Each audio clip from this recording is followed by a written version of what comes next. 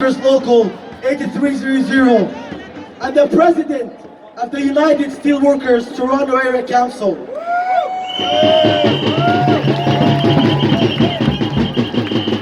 Representing 20,000 members in Toronto and York region, she is a long-time activist in both the labour movement and in the women's movement into Toronto. Please make some noise for Carolyn. Please make some noise.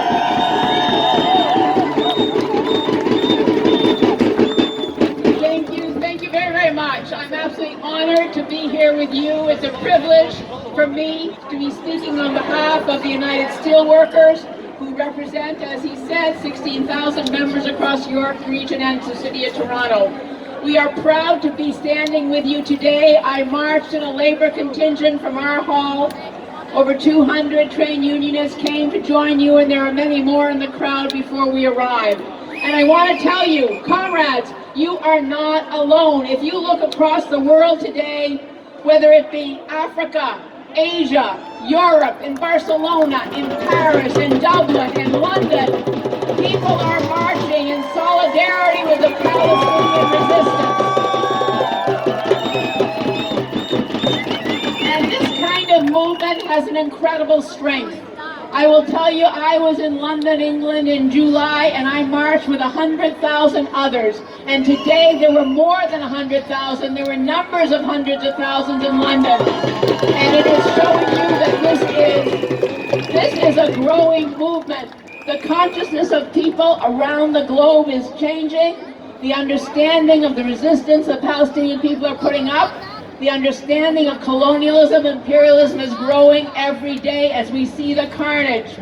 And I will tell you, they marched in London to stop the genocide in Gaza. They marched to say, hands off Lebanon.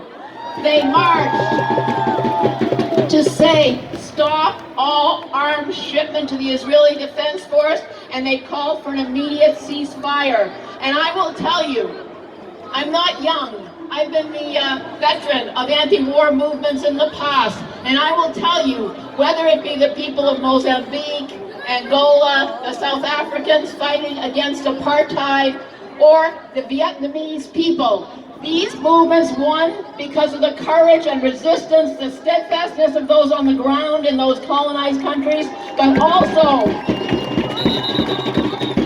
because of an international solidarity movement. And I will tell you, in Vietnam, the Tet Offensive, that was when they attacked, the National Liberation Movement attacked Saigon. They were beaten back. It was a defeat, but it was an absolute changing point in that war because the Vietnamese people were given confidence, the international solidarity movement were given confidence, and the confidence that the U.S. imperialists had was broken.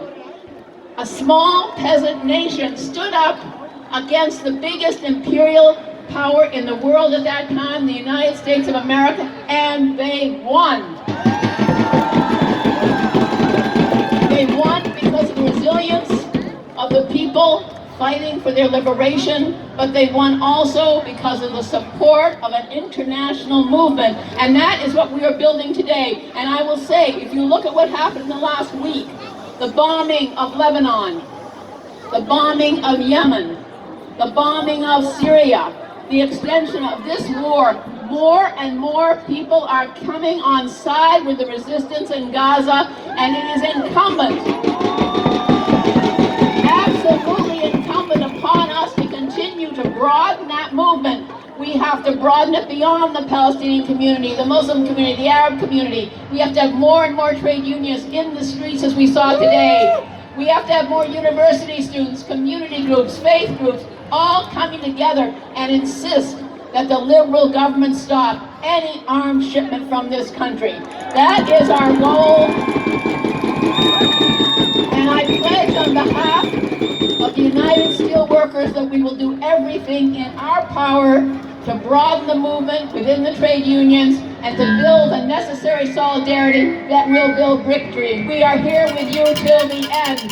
Viva, viva Palestina! Viva, viva Palestina! Viva, viva Palestina! Viva, viva Palestina! Viva, viva Intifada! Viva, viva Intifada! Viva, viva Father. Thank you so much, sir.